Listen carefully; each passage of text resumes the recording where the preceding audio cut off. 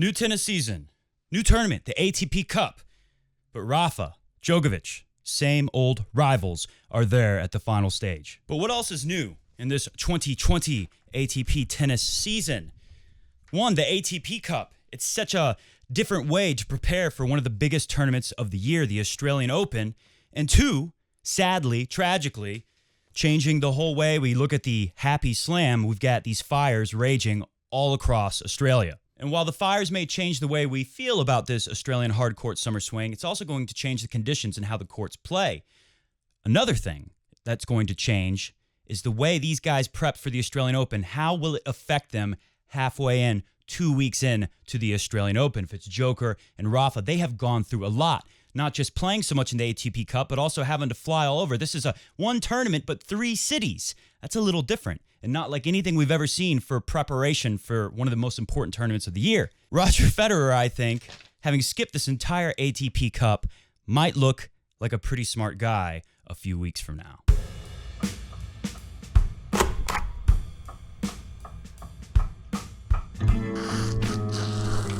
Happy New Year and welcome to the first official Coffee Break Tennis of the 2020 tennis season. Today on the show, we will preview the final, Rafa versus Joker at the ATP Cup. It is the final, Spain versus Serbia. Plus, how will these brush fires impact the Australian Open? You may have heard players like Novak Djokovic have suggested perhaps postponing the start of the tournament, postponing the start of a major. We'll talk about that. Plus, Roger Federer gets criticism, not for anything tennis related, from a little Swedish schoolgirl named Greta Thunberg. We'll talk about that and Roger's response. He recently made a response to the criticism today. And we'll go over my general impression of some of the favorites going into the Australian Open, what we have seen from players like Alexander Zverev, who looks even less likely to win the Australian Open than any chances anyone would have given him before his dismal performance at the ATP Cup. All that and maybe something more today on Coffee Break Tennis. Oh my God, we have so much in today's show. Today is just jammed packed. I don't know how I'm going to get to all this stuff. And on top of that, I was going to do how they have the ATP Awards show? I was going to do the Coffee Break Tennis, the CBT Awards for the New Year, but a lot of stuff came up for me. I did some unexpected traveling for the New Year's that I didn't know I was going to be doing. It was just more like a vacation, a lot of fun, refreshing, recharging, because Coffee Break Tennis is on a mission in 2020 to give you the best tennis coverage in the world. So I wanted to do what I came up with during the off season for my CBT Awards for 2019, but I don't think there's so much in the tennis world going on already so early on in 2020. I don't think we'll have time to get to it this show, so maybe we'll wrap things up, not tomorrow. Tomorrow will be a Patron Saint podcast. The Coffee Break Tennis Patron Saints. Go to patreon.com/Coffee Break Tennis to become one today. We'll do a bonus show talking about what happens with Serbia and España tomorrow. And then we'll catch up with everyone else probably Monday or Tuesday. And I'm sure there'll be more news pertinent to what we can expect going into the Australian Open, the first major of the year. We'll talk about some of that. And I think we'll be able to work in our Coffee Break Tennis Awards. A great idea from Damian Byrne, one of our Patron Saints Coffee Break Tennis, one of our favorites. Anyways, let's start off today with just this ATP Cup.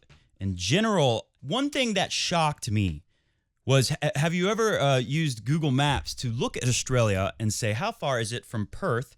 Let's see, I wrote it down here. Perth to Sydney. So Perth is where Spain was playing. Serbia was in Brisbane. That's a lot closer to Sydney.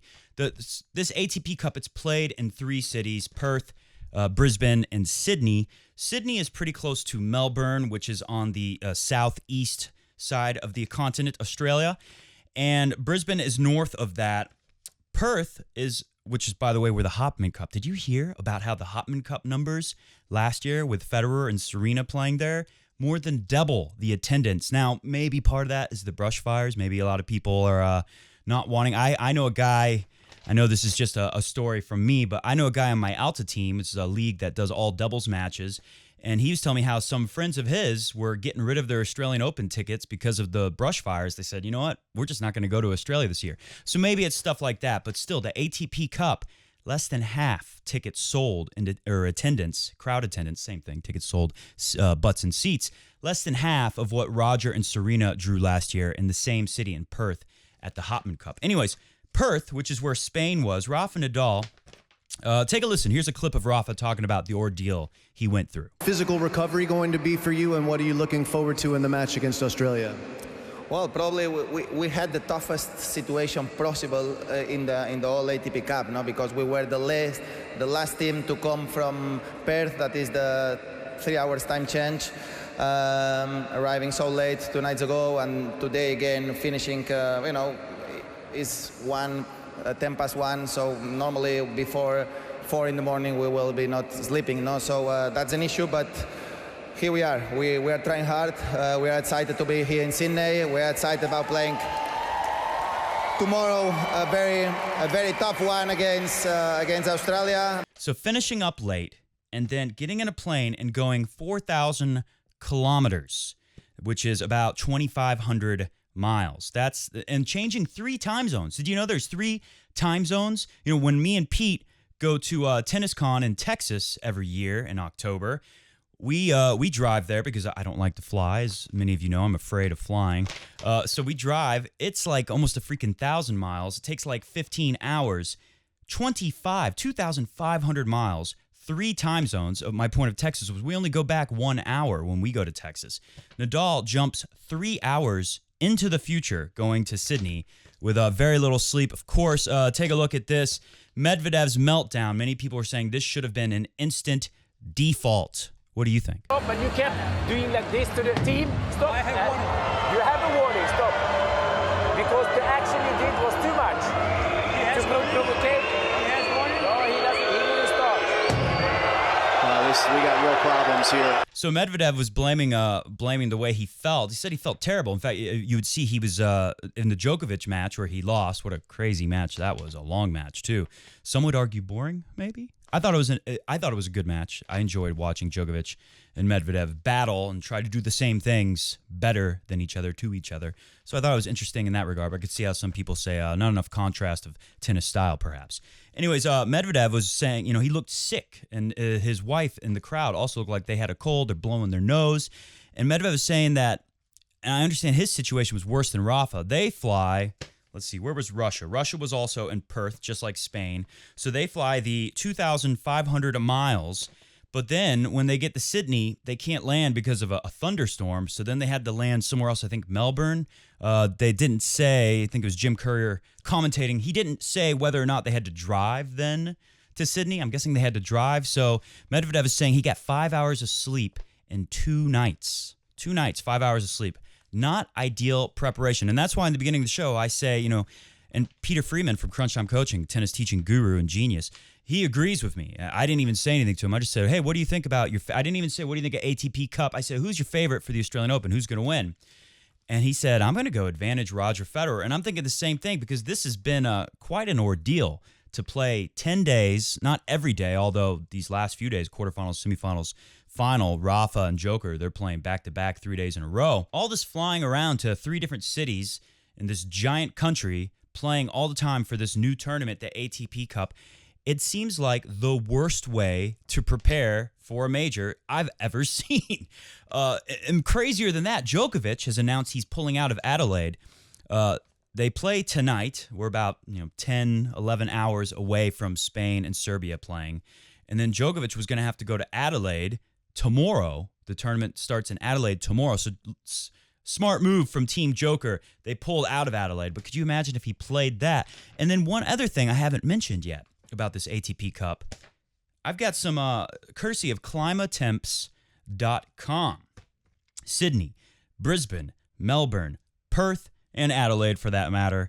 Very different conditions. Very different conditions, playing conditions, the way the court reacts. That's part of why we saw Nadal lose to David Goffin, almost lose in one of the best it's crazy, when you say best match of the year in the first week of tennis in the year, but a great match between the Demon, Alex de Minaur, the Demon, and Rafa Nadal. Rafa almost lost that match, came very close, I think. So look at these conditions. Sydney, where they're at right now, average in January, the average humidity is 64%. That's pretty muggy. It's a lot of sweating. We've seen a lot of sweating from Nadal. We saw Nadal, like it was like a flashback from the 80s. I thought it was Yvonne Lindell. Nadal is rubbing sawdust on his hands to keep them dry. So we got 64% humidity with a temperature about 79 Fahrenheit, 26 Celsius on average. But he's coming from Perth, where the humidity average is 43%, 21% lower, and then the temperature is hotter, so much faster conditions. I'm having trouble hearing you. And then you got Brisbane, which is pretty similar. I think Australia was playing in Brisbane, so not the biggest. But then to make things even more crazy, you might say, hey, but Matt, if Brisbane and Australia didn't have to adapt as much, why did Kyrgios struggle so much in his loss to Roberto Bautista Agut? Why did he struggle with the conditions and the humidity so much? Another thing you add on is they got this, kind of reminds me of the U.S. Open. It's a partial roof. It's not roofed in like at Wimbledon where this nice AC climate control kicks in when the roof closes. It's more like the U.S. Open where it's mostly closed but has some openings. So all that humidity is getting in, all those people, all the body heat trapped under this roof, making the conditions even worse. So a lot of sweating, a lot of loss of fluids. We've seen Djokovic having to get his shoulder rubbed down during the doubles, and can't remember which match or which, but the kind of stuff you don't want to see 1 week before the Australian Open. Meanwhile, what is Roger Federer doing? He is at the Australian Open, practicing very leisurely, as he likes to do, getting used to the conditions there, which if you look at Melbourne, you got a 48% average humidity in January, this time of year. In Australia, 48%. Meanwhile, we're in Sydney, it's 64%. That is a massive jump. These guys love to prepare for the tournament they're going to play by recreating the conditions. Conditions are very different. We've seen Rafa struggle. Rafa, who we know likes to get a lot of reps in before he feels comfortable on a new surface in a new place with new weather conditions. Rafa looked pretty good, but he didn't have to play too tough of opposition when he was in Perth, and still was struggling at times, even though he's able to come through those matches fairly easily, and then struggling a lot when he loses to David Goffin, struggling a lot for most of the match against Alex de Minaur last night. So how did Rafa do it? How did Rafa look like he was toast in that match? I mean, de Minaur, who's lost to Rafa in straight sets the only 2 times they'd played before, but I think, they played at Wimbledon and they played at the Australian Open maybe last year or the year before. And that was the year where the Demon was hot and winning all these, I think Demon won like Brisbane and Adelaide and Sydney, won all these little ATP 250s before the Australian Open, had nothing left in the tank. Rafa got him. This time around, the Demon really took it to Rafa, so take a listen. Rafa Nadal reveals, this is from sportingnews.com, Rafa Nadal reveals tactical change that turned Alex de Minaur clash. I was not able to win many points on the return during all of the second set. I needed to change something, and that's what I did. I think I advanced my position around 1 meter, 1.5 meters on the return. I take the first point, and then the game changed because then the pressure is on the other side of the court. So de Minaur, if you've been following him, he's lightning fast, super fast, maybe the fastest guy on tour. He hits a flat, low ball. Rafa has been struggling in these heavier conditions. Same with Kyrgios. Rafa and Kyrgios both will use their forehand to push players back with a lot of topspin and a lot of height, an explosive ball. Well, in these kind of conditions with the heavy humidity and this roof above them, this partial roof, that ball does not get the kind of hop and does not get over little de Minaur's. Although I've been saying de Minaur's little for so long, maybe it's because he's a very skinny, fast guy. I think he is like 6 foot tall, so it's not like he's short or anything, but still feels like a lightweight when you watch him play against Nadal.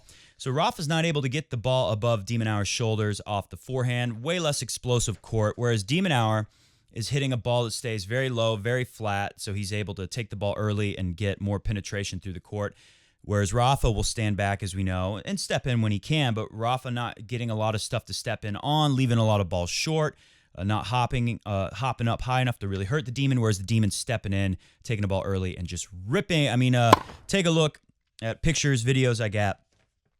The Demon was doing stuff like this. You see all Demon inside the baseline and in the air, exploding. I mean, just take a look. Constantly, the Demon and David Goffin, they did the same thing. Constantly, when they had a chance, they would get their weight in, get the weight on the front foot, get inside the court if possible, and rip right up the line, hitting more winners than Rafa for David Goffin and for Alex de Minaur. Well, look at the body weight behind the ball. And then the other dynamic that Rafa's talking about here in this quote is Demon really only has one weapon with his serve. Right? Demon can't really kick the serve. Doesn't get much shoulder rotation. He kind of doesn't turn his body much, so he doesn't get a whole lot on his serve, but he gets it very low. His serve always stays low, and he's got a good slice serve. So Rafa, being a lefty, in the deuce court has this two-hand lefty backhand over here, and he's standing way far back. As you hear there, he says he moved in. Well, for the first set and most of the second set, Rafa's standing back, and Demon's able to get a lot of free points on his serve just by hitting sliders out wide away from the Rafa backhand. Rafa has been struggling with his backhand a lot. Did against David Goffin. The commentators were pointing out, who do we have in this match? I think Tim Henman was there, courtside. Maybe, I can't remember if Jim Courier was in this match, but I heard Jim Courier in another Rafa match say plenty about what he thought about Rafa. Todd Woodbridge, the famous doubles player of the Woodies, was there, giving a lot of good insights. And one thing they kept saying was Rafa's not finding the center of the strings on his shots, especially on the backhand side. So the Demon, even if it's not a free point on serve with a slider wide, it doesn't have to be an ace. It just has to be Rafa hitting a short ball backhand, and Demon's on offense right away inside the court. Rafa's getting pushed back. One of the things Rafa does so well is he'll be way back. Yes, we know that, but he quickly gets up on the baseline when he gets a chance and will attack. He'll hurt you from that point. Didn't get to do that for most of the first two sets. As Rafa says here, he starts to move in, cut off that angle, starts hitting his backhand a lot better. And meanwhile, as Demon says here, quote from the Demon is, he changed his game plan a bit more, started to step up in the court a bit more and not let me dictate. I felt like I had to push, and that's when the mistakes came. I've got to play very aggressive to beat Nadal, and I'm redlining for a lot of the match, so a couple missed balls here and there. He ended up just being too good. Yeah, a couple missed balls here and there. One of the stats that stood out for me in that second set is Demon has only one unforced error from the Demon for that entire second set. And then I think he gives Rafa 2 or 3 in the final game when he's serving 5-6 to go to the tiebreaker. Another thing that happens in that final game is Rafa has a couple of big shanks that, when a player, especially someone like Rafa with all that work on his forehand, so much work and twerk he puts on it, when you shank the ball, you get a really funny spin that's going to be tough to deal with. And I think the last shot of that set was Demon hitting a backhand in the net. Just because Rafa was starting to dictate play more, and then this crazy shank forehand that jumps up all weird. Demon hits into the net. And then in the third set, he was clearly out of gas. Alex de Minaur came in with the Blitzkrieg game plan. Same with David Goffin, but the difference here is David Goffin able to finish quickly in 2 sets. I don't think either one of these guys is going to beat Rafa best out of 5 at the Australian Open, but they could have done it here. David Goffin, of course, did beat Rafa. And the Demon could have done it, but the problem with the Blitzkrieg tactic is the Demon's tanks, his army, they made it past enemy lines, causing havoc for Rafa. And just 1 kilometer shy of General Rafa's bunker, the Demon and his forces run out of gas. And then Rafa has plenty of time to regroup and destroy the Demon's little army stranded there without any gas left. And that's really what it looked like in the third set. 1 unforced error until the final game of the second set from the Demon. Tons of winners out hitting Rafa in the winners category. And then the first 3 games, Rafa goes up 3-0 in the third set. Demon wins 1 point and 5 unforced errors, something like that. Just missing a lot. Nick Kyrgios, who has been awesome at the ATP Cup, he was undefeated. And then he loses to Bautista Agut. Again, Nick Kyrgios struggling kind of like Rafa because one is his serve. There was a stat in the match they showed where Nick Kyrgios' serves were only coming back, 40% of the time, or 66% of his serves were unreturned or something like that. First serves, a really good stat. And then here in these heavier conditions, 22% of his first serves didn't come back against Roberto Bautista Agut. That was a bad matchup. And many people were saying on Twitter, I saw before the match, why are we not getting Rafa and Kyrgios playing? Well, that's because of the way the ATP Cup works. You can only take your highest ranked player for your country and play the opposing country. You can only go number 1 versus number 1, number 2 versus number 2. Believe it or not, Nick Kyrgios is now ranked lower than Alex de Minaur, which is, of course, his own fault. We can only blame Nick Kyrgios for that. He can only blame himself. But Nick Kyrgios seemed to kind of enjoy not having to be the top dog and play the number 2 spot, I think. The only way that we would have got to see Rafa versus Nick Kyrgios would have been in doubles if it came to the deciding doubles, which is another thing I've really enjoyed about the ATP Cup. You know, in Davis Cup, doubles were always very important, but they were in the middle. I guess sometimes you would be clinched if you won both singles. You needed 3 wins to win a Davis Cup tie, whereas here you need 2.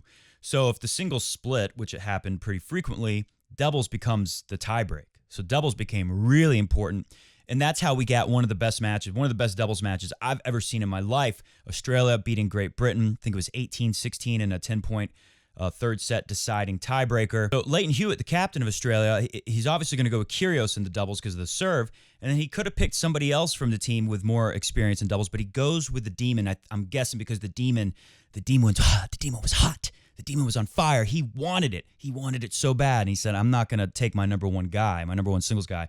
I'm not going to take him out of the competition when he wants it, especially when we see guys like Rafa and Joker. They jump right into the doubles. They want it. So you want the guy who wants to have the ball in his racket in the moment. In the clutch, you want him on your side. So Lleyton Hewitt went with him. And you could see early on in the match that these guys don't come up against a lot of guys who are so good at the net. You know, a couple, God, I can't think of what his freaking name is. But again, he's a guy who plays a lot of doubles on the tour with Jamie Murray, one of the best doubles players ever. These guys are so good at putting away overheads.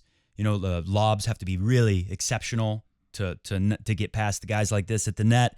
And any volley, you know, no matter what you do, these guys are going to be able to mostly finish. So you saw early on, you know, Demon hit some winners off of serve returns, but then all of a sudden it just looks kind of hopeless for Team Australia. And you're thinking like, man, Demonauer, his biggest strength is his speed. Incredible gets are not that useful in doubles typically when you got guys who can create really nice angles right on top of the net. But they save 4 match points. One of the match points in particular is, you know, if you're watching this and you want Great Britain to win, you're thinking, here's the matchup we want. It's match point in the tiebreak. Jamie Murray serving in the ad court to Demonauer, the guy with less offensive firepower than Nick Kyrgios, and he's going to use that lefty slice serve and get him, ace him maybe. You think this is it. This is the end for sure. And 2-hand backhand ripped up the line from Demonauer to save match point. To give Australia a match point, Nick Kyrgios does the same thing. I think he steps around the ball and hits a 2-hand backhand up the line in the deuce court off of a serve. Incredible stuff. If you haven't seen it, just watch the third set, 18-16 tiebreak. So my point there was ATP Cup.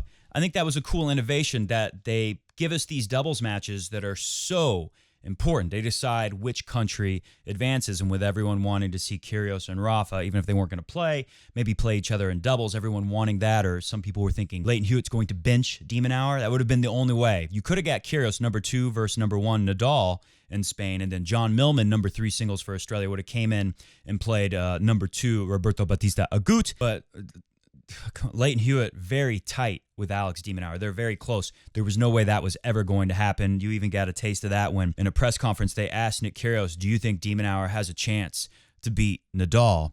And Nick Kyrgios gave one of the best responses of the tournament. He says, this is literally like the stupidest question I've heard, mate. Stupidest question ever. Great stuff from Nick Kyrgios.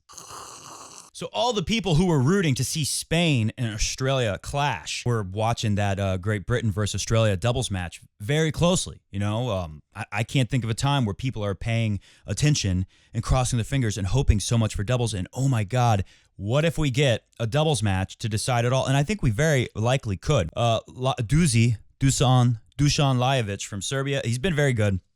He made Kachanov look pretty bad. I think he goes up 5-0 in the tiebreak in the second set when Serbia is playing Russia in the first match of the day, the 2 singles. And Dusan Lajovic goes up 5-0 in the tiebreak. Kachanov gets a big serve in, big forehand in the corner, comes to the net. You don't expect to lose many points in this position if you're Karen Kachanov. And the shot from Lajovic is so good that Kachanov has to stretch for a forehand volley, and it bounces off the side of the frame and hits him in the face. Luckily, it didn't hit him in the eye like David Goffin when he got temporarily blinded playing Grigor Dimitrov a couple years ago. But just talk about insult to injury. Karen Kachanov gets the ball in his face from Lajovic. Lajovic has been good, but I will credit Roberto Bautista Agut. I'm going to pick him to come through that match. And I'm definitely, with all the struggles we have seen from Rafa, I'm definitely going to pick Novak Djokovic to beat Rafa. Djokovic was very impressive in the Medvedev match. I had seen enough Kevin Anderson broke Djokovic's serve, and it was really given away. It was earlier in the tournament. Djokovic played Kevin Anderson. First match Kevin Anderson had played in 6 months. Think about that. And I want to say it was 2 tie breaks or 1, whatever. It was closer than you would have thought. And Djokovic basically gives, after breaking, I think in the first set, he breaks Anderson's serve, and then Anderson's able to break back, and really Djokovic just kind of gave it away. You know how Djokovic lately, even though he's been great at the majors, we've seen Djokovic fall apart at some of the Masters, and what you typically see is Djokovic will start throwing in double faults and just spraying unforced errors on the ground strokes, and you saw some of that. It happened again when Djokovic was playing Christian Garin from Chile. If you look at the scoreline, I think Djokovic won like 6-3, 6-3, but there was a time in the second set where I think Garin was serving up 3-1, and again, Djokovic just basically gave him a break. So going into the Medvedev match, I thought if Medvedev plays his best and is feeling better after getting so little sleep now, I really thought Medvedev had a great chance to beat Djokovic. Of course, Djokovic beats him like 6-1 in the first set. It looks really bad, but you still know, like, okay, we saw Medvedev lose 2 sets. We saw Medvedev lose 1 set in Cincinnati in best of 3 to Djokovic and then come back and beat him. We saw what he did at the U.S. Open, going down 2 sets to love against Rafa. So I was really giving Medvedev a chance, thinking that Djokovic might give away a couple of games, but Djokovic, very impressive. Overall, I've been very impressed with Djokovic. And Rafa Nadal, on the other hand, I'm impressed. Nadal always fights like this, but I don't give him a chance to beat Djokovic the way things are. And just take a listen to this. Sure, the head-to-head is 28-26, but Rafa has not beat Novak Djokovic on a hard court since the 2013 U.S. Open. Do you remember that? It's been a while, okay? 6.5 years since that tournament. And the only wins that Rafa has recently over Djokovic have all been on clay. So that not only is the last time Rafa beat Djokovic on a hard court, that's the last time Rafa beat Djokovic on anything that wasn't clay. And he's only beat Djokovic. One of those is a retirement on grass, or maybe both of those are. A couple times on grass has Rafa beat Djokovic a long time ago. Djokovic, yeah, he's losing in the head-to-head on clay. Rafa leads 17-7. But think about how that's not as bad on, Rafa's best court, 17-7. On Joker's best court, the head-to-head is 19-7 on the hard courts. So, that plus these conditions, Rafa's ball's not going to jump as high on this court. That's going to help Djokovic.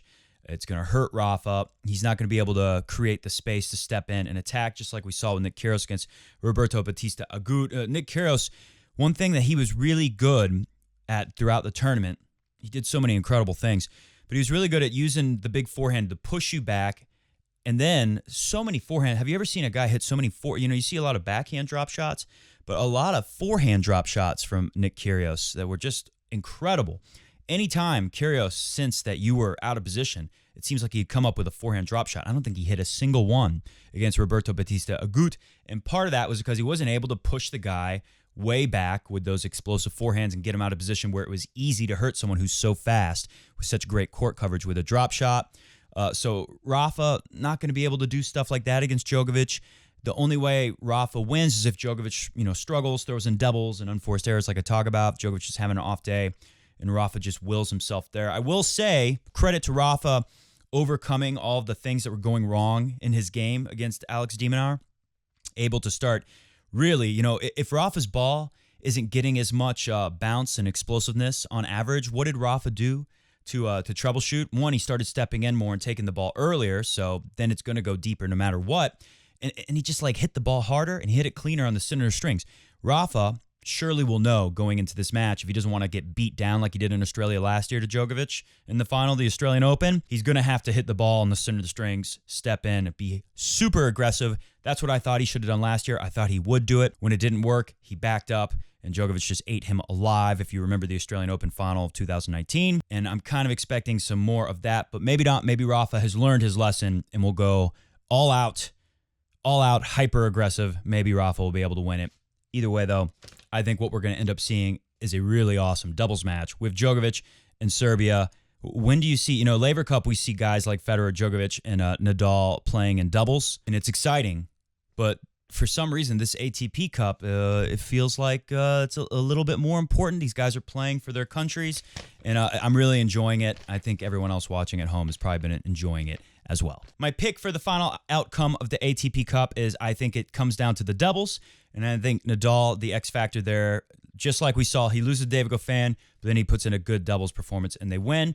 He's going to probably lose to Djokovic in the singles, but Nadal, I think, is a better doubles player than Novak Djokovic, and Spain is going to come out on top thanks to the doubles. Really quick, just overall from ATP Cup earlier, some of these guys, we heard things like Tsitsipas and Dominic Thiem are favorites. At least I saw stuff like that in the offseason after what happened at the World Tour Finals. They're favorites going into the Australian Open. Well, I was not too impressed with Dominic Thiem in his ATP Cup matches. I was not. Tsitsipas, he had some tough matches. I think he played 5 tiebreakers, and unfortunately for him, he was only able to win one of them. He lost, 2 tiebreakers to Shapo. That was a good match. Very impressed by Shapo, Denis Shapovalov, who gave Djokovic a very tough match. The match against Nick Kyrgios, one of the best matches of the year, as silly as that sounds. Watch that. 3 tiebreakers with Tsitsipas. Dominic Thiem loses to Hurkacz and Coric, and to give you a little idea of how they did, Coric lost 6-2, 6-2 to both Schwartzman and to Hurkacz. So Dominic Thiem to lose to Coric, who, other than that match, had a not impressive at all ATP Cup. That stood out to me, but a big thing that really stood out, take a look at this. Tsitsipas going crazy in the Kyrgios match. For the demon, he delivered a blow of his own. That stood out.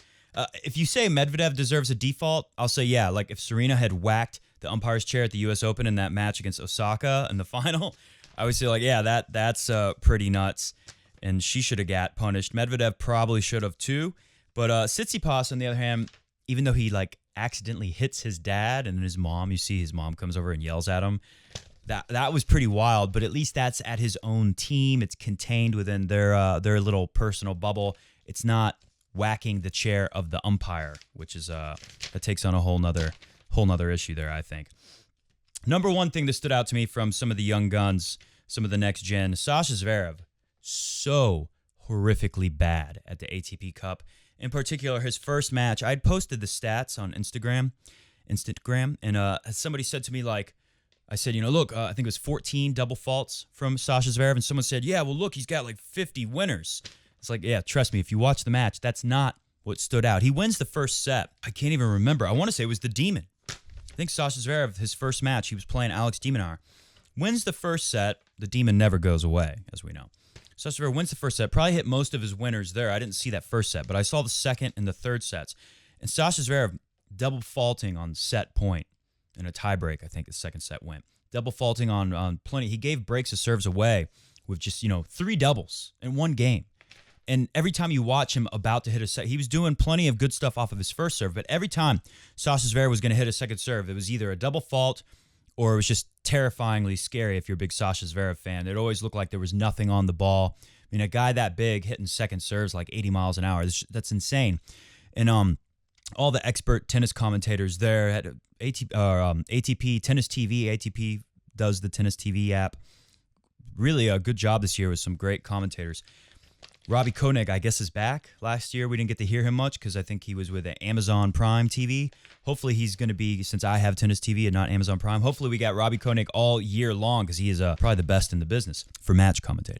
But Robbie Koenig said something that stuck out to me from that match that I still remember, even though it was like 10 days ago, that first match. He said, I can't remember the last time I saw a top player, like a top 5, top 10 caliber player. I can't remember the last time I watched a top player about to hit a second serve, and I had literally no idea what he was going to attempt to do with that serve. It's baffling. How's Zverev and his team not gone out and hit, hundreds and hundreds of second serves in a row and just figured out, okay, in crunch time, when you're nervous, this is the kind of ball we hit. Pick a spot you like to aim for in the box on each side of the court, maybe on the ad side where you face a lot of break points, and spin that thing in with a lot of racket head speed. He deaccelerates. It's no confidence, and lost all 3 of his matches here at the ATP Cup. Sasha Zverev did.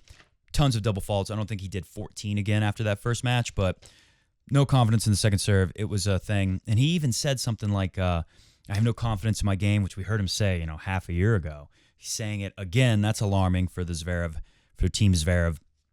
And he also said, I usually start off pretty poorly at the Hopman Cup playing bad, but that tournament it's not as serious as this tournament. This is even worse. All right, Diego Schwartzman from tennisworldusa.org. That's when Medvedev waxed the umpire's chair. Diego Schwartzman says that Medvedev needs to change a lot. He said, I told Medvedev at the net when they shook hands that he is a great player, but as a person, he needs to change a lot. He's very disrespectful in court, and he does things that he doesn't need to do. One paper, one sentence. Maybe I'm going to get a tweet from Greta Thunberg like Roger Federer did. We'll get to that. In fact, let's just do that right now. So first, listen to this story. Roger Federer is reported, this is from GiveMeSport.com, originally reported in Forbes, is who they're referencing in this article. Roger Federer is reportedly set to become the first ever billionaire, B for billionaire tennis player in 2020, or ever. What tennis player is a billionaire? They cite some other billionaires. It's funny that this story popped up because only a few weeks ago, I was telling someone who doesn't watch a lot of tennis, I was trying to explain, okay, when you see a superstar athlete, NFL player, NBA player, baseball, soccer, hugar, football player, they're like $100 million, $200, maybe $300 million. This is the top of the top, right? This is as rich as you get. And I said, to understand, tennis is a less popular sport than some of these other bigger sports. And Roger Federer is probably, and I literally said this a few weeks ago, I said, I bet you Federer has to be very close, if you count all of his endorsement money, to being a billionaire, a tennis player who has made $1 billion. So forget about those superstars who are worth $100 million. Federer's got to be almost worth $1 billion. What do you know? Like 2-3 weeks later, I see this story. It would also see, says halfway down in the article, the 20-time Grand Slam champion Roger Federer joined other billionaire athletes. Who are these? The first thing I thought was there can't be very many of them. Who are they? Michael Jordan. No surprise there. Tiger Woods. No surprise there. And Floyd Money Mayweather. Only 3 billionaires. Roger Federer will be number 4. Just like the big 4 in tennis, we're going to have the big 4 sports billionaires. So it says 38-year-old is perceived as one of the most marketable athletes with sponsorship deals, big ones. Uniqlo, we all know about that. Mercedes-Benz, Lindt Chocolate, Credit Suisse, Rolex, Moet et Chandon. Roger Federer, big billionaire, big target now. It's no surprise that shortly after we see the stuff about him becoming the first billionaire athlete, tennis player, we get this story. This is from tennis365.com. Roger Federer told to wake up by Greta Thunberg, the Swedish schoolgirl climate activist who's most famous for skipping school to protest the climate. Now, since we like to keep it real on this show and we don't want to spread any fake news around, first thing is Greta Thunberg didn't direct all the stories you were going to see. You're going to say Greta Thunberg calls out Roger Federer. Well, she just retweeted a tweet, which I have right here from something called 350.org Europe. This is a climate activist group, and this is their Twitter account in Europe. Since 2016, this is their original. Greta Thunberg, all she did was retweet this. Greta Thunberg wasn't on TV saying, Roger, you must wake up. Nothing like that. She didn't tweet it directly, but she did retweet this. So, of course, she is, through a retweet, being critical of Roger Federer, but this isn't a quote of something she said exactly. Okay, so let's just get that clear. Since 2016, this is the tweet, put it on the screen, that Greta Thunberg retweeted. Since 2016, Credit Suisse has provided $57 billion to companies looking for new fossil fuel deposits, something that is utterly incompatible with climate action. Roger Federer, do you endorse this? ? Hashtag Roger, wake up now. And this is what they're talking about. This 12 climate protesters are on trial because a year or two ago, they went into branches of this Credit Suisse bank. I don't know if they went to one or multiple, and they're dressed up like tennis players, I guess, to get Roger Federer's attention. And they're literally disrupting the flow of business at a bank. I don't know about you, but if I try to go to my bank, when I go to my bank, I'm like on a mission to get the hell out of there. I don't want to spend a lot of time at the bank. It's not a fun thing that we do. No one's excited to go to the bank unless, of course, you got a big check. maybe you're excited to go cash that big check. But other than that, most of the time, we're taking care of some not so much fun business, and we're paying a bill. We're depositing a small, depressing check. For most of us regular people, we're depositing a small check so we can cover some bills that we'd rather not pay. But of course, we're all responsible adults and we have to pay our bills. So if I'm at the bank and I have to wait even longer because there's a bunch of, what are these, teenagers, a bunch of college kids doing a climate protest. And I understand they were setting up nets in the bank and hitting tennis balls. So basically, Credit Suisse took them to court and is like saying they have to pay a big fine. So the climate people talk about insult to injury. Karen Kachanov gets hit in the face. It's basically what happened to these guys. They tried to do their climate protest, and the bank is like, hey, the Billionaire bank is like, you need to pay these massive fines, you students. So that's what happened. And Roger Federer today has spoken out. Roger Federer, the quote, "As a father of 4 young children and a fervent supporter of universal education, I have a great deal of respect and admiration for the youth climate movement. I'm grateful to the young climate activists for pushing us all to examine our behaviors and act on innovative solutions. We owe it to them and ourselves to listen. I appreciate reminders of my responsibility as a private individual and as an athlete and entrepreneur. I'm committed to using my privileged position to dialogue on important issues with my sponsors." And then Credit Suisse came out and said, and Roger said something else about that, saying, we have kids. Oh, here it is. "I take the impacts and the threats of climate change very seriously, particularly as my family and I arrive in Australia amidst devastation from the bushfires, said Roger Federer. And then Credit Suisse said, "Combating global warming is important. Credit Suisse respects freedom of expression as a fundamental democratic right. However," and any sane person has to see where they're coming from on this one. "However, as Credit Suisse says here, we have to protect our clients, employees, and branches, and we can't tolerate unlawful acts on branches, irrespective of the perpetrators and their motives. No matter how great their motives are, they want to save the world from climate changing and being more destructive." Ooh, that's a bad volley. That would have fluttered up. But if you have the best motives in the world, but you're disrupting business and doing protests in our branches, sorry, but we can't tolerate that. And it's hard to argue with them. And so Roger Federer, I thought his response was fair. We can't blame one person for the fire. And that's basically, some of these people are basically saying that, like, oh, look at Roger Federer's in Australia and all the fires there because of him, because of Credit Suisse. And their whole move is, we want Credit Suisse to divest any money if they gave a loan to a fossil fuel company. And what is a fossil fuel company? If you think about that, that's another question. What company in the world can operate without fossil fuels? I don't care what you make and what you sell. Unless you're Greta Thunberg and her boat going across the Atlantic Ocean, refusing to fly, most people are going to use planes to ship their goods, or giant cargo ships, especially like in China. They're going to ship a bunch of goods to be sold. That's how all these businesses operate. No matter what your business is, if you're a restaurant and you're serving eco-friendly, sustainably sourced foods, you're still having like trucks bring your food in with gasoline, with fossil fuels. So, and like Roger said, I appreciate their concern. I think there are some climate issues for sure, but expecting Credit Suisse and all these banks to pull all of their money and not do business with any company that has to do with fossil fuel, it sounds pretty unreasonable. Divesting from fossil fuels is like literally every bank in the country. Every bank in the country is invested in fossil fuel in some way or another. Credit Suisse even said they're not going to fund new coal mining adventures. Any new coal mines that are opening up, Credit Suisse won't do business with them. Wasn't good enough for the climate activists. They just got even more angry when they heard that. And of course, they are not happy with Roger Federer, saying he didn't say enough. I thought Roger Federer's response was appropriate. I don't think it's fair to blame Roger Federer for the fires or blame him for anything with the climate.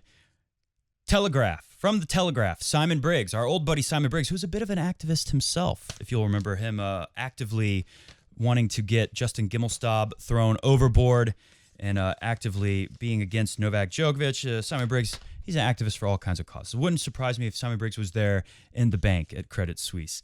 Simon Briggs has come out with this headline: Roger Federer issues non-committal reply to Greta Thunberg fossil fuel criticism. Non-committal. So that's the key word in that headline. Simon Briggs is criticizing Roger Federer, saying he didn't commit to do anything different. He just said some nice words. He doesn't really mean it. Roger Federer issued a non-committal reply to Greta Thunberg and the rest of the climate activists who have been protesting against the sponsorship deal he holds with Credit Suisse, a bank who are closely associated with fossil fuel extraction. Again, what bank isn't? What bank doesn't fund some kind of oil company in some way or another, or a company that makes products that are used in the oil industry? I mean, it's kind of unreasonable to say Credit Suisse, it's going to make them non-competitive. You want to put them out of business? Credit Suisse, how are they going to compete with all the other banks in the world? No matter what you think on the climate, yes, there needs to be action, but this is so much action. You're gonna destroy all the machines that move the world, that keep society going. 12 Swiss activists appeared in court on Tuesday after they had refused to pay fines incurred when they staged a publicity stunt last year, playing tennis in various branches of Credit Suisse to highlight Federer's relationship with the bank. #WakeUpRoger began trending on Twitter this week, and protesters outside the courtroom held up banners reading, "Credit Suisse is destroying the planet. Roger, do you support them?" They want Roger to stand up against the bank. I don't think it's going to happen. Climate concerns have been in the news in Australia because of the ongoing brushfire crisis, prompted 100,000 protesters to march in 9 cities across Australia on Friday to register their anger. However, Federer's response to Thunberg and company contained plenty of words without making the slightest commitment to change his relationship with the evil Credit Suisse. So comment below what you think. I will say one thing. The Australian brushfires. This is our last thing on today's show, and we'll get out of here. Australian Open is prepared for extreme smoke conditions. Bottom line, Djokovic says they postpone it. Australian Open said, no thanks, buddy. We are not postponing the tournament no matter what. They said, we've got indoor courts, so we might actually have matches moved to these little like indoor practice courts that they would just use for like rain days in the past. And, of course, the 3 big ones with roofs on it. Aussie Open has 3 roof stadiums and 8 indoor courts at Melbourne Park. In the unlikely case of extreme smoke conditions, the roofs will be closed on the 3 stadium courts, and play will continue in the air-conditioned, air-filtered environment. It's a tough decision, but it's the right decision. Something else was in there. Greta Thunberg and the whatever Twitter group. Please don't get mad at me for not using that paper a little bit more. Hit the music. We're getting out of here. I'm curious to hear what you think about this climate stuff and Roger Federer. Comment down below. Also, what do you think about my grand theory that Roger Federer has a better chance to win the Australian Open now that Rafa and Joker are probably going to be kind of worn out and having spent a lot of time preparing on courts that are not exactly different conditions. Same exact courts. I take that back. Same courts that we'll see in Melbourne at the Australian Open, but very different conditions. Not an ideal prep at all. Do you think it helps Roger Federer like I think? I know the climate stuff is a very sensitive issue with many people, and it should be. You know, we see the fires, you see things like 1 million acres burned down in Australia. I heard something, I don't know if it's accurate, but I saw a tweet said 1/3 of all koala bears have burned to death in Australia. It's very, very sad and heartbreaking. So I know it's a sensitive subject, but I don't think it's a responsible move to lash out at Roger Federer and one bank out of all the banks around the world that are all invested in fossil fuel companies. We will be back tomorrow to wrap up the ATP Cup on the Patron Saint Podcast for all those patron saints out there. Otherwise, we'll see you Monday or Tuesday to wrap up everything else and catch you up on the latest Australian Open tennis news. See ya!